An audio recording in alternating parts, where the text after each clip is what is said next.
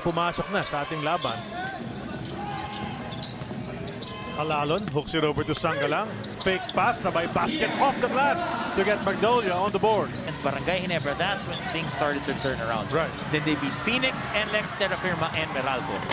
Oh! Bueva couldn't decide whether he was gonna dunk it or i-layup kasi ang ganda ng kanyang nilalaro. Pero ang ganda, di ba, na yung coach magsiset ng mga goals para sa'yo. Dapat ano yan, di ba? When you start the tournament, sasabihin ng coach, ito yung areas to improve. And Jewel Ponferrada. So you got bigs, and you got middles, and you got small guys. Di ba? Parang yun yung isang five, di ba? Yeah.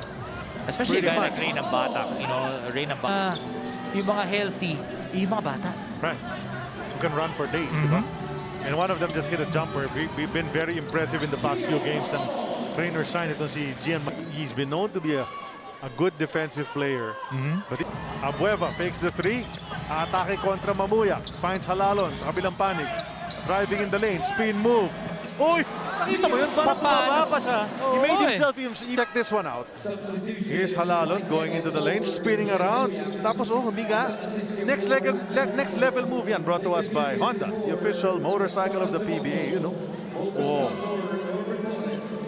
Makes you wonder something.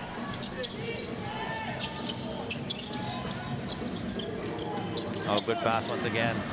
You know, there's not a single team in the league.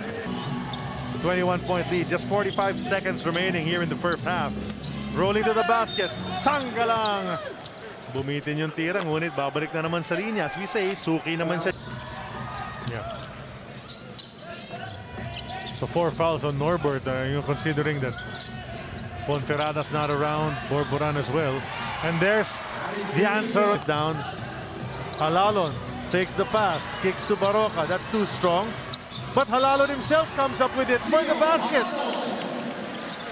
You can't give up these offense. Well, Magnolia has one more game after this. On Friday. May game pa sila on Friday against Blackwater. Uy, Blackwater ha. Hindi na yung nag-roll over and die lang yung team. So there is a tendency not to be able to sweat too much. So yun yung ano.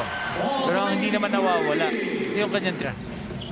Because he was traded, very early in his career. Di ba? Oh, ganda ng pass. And finally, there's your assist. There's your assist from JALALON. Ram De La Rosa. Bullet pass. Oh! Oh, I love this angle. Pass. Great angles from our team.